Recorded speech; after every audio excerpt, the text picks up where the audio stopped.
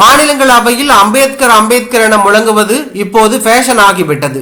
இதற்கு பதிலாக கடவுளின் பெயரை உச்சரித்தால் சொர்க்கத்திலாவது இடம் கிடைக்கும் என்று உள்துறை அமைச்சர் அமித்ஷா பேசியது பெரும் சர்ச்சையாகியுள்ளது. அமித்ஷாவின் இந்த பேச்சுக்கு திமுக, காங்கிரஸ், அதிமுக, விசிக உள்ளிட்ட கட்சிகள் கடும் கண்டனம் தெரிவித்திருக்கும் நிலையில் தமிழக வெற்றி கழக தலைவரும் நடிகருமான விஜய் தனது கண்டனத்தை தெரிவித்துள்ளார்.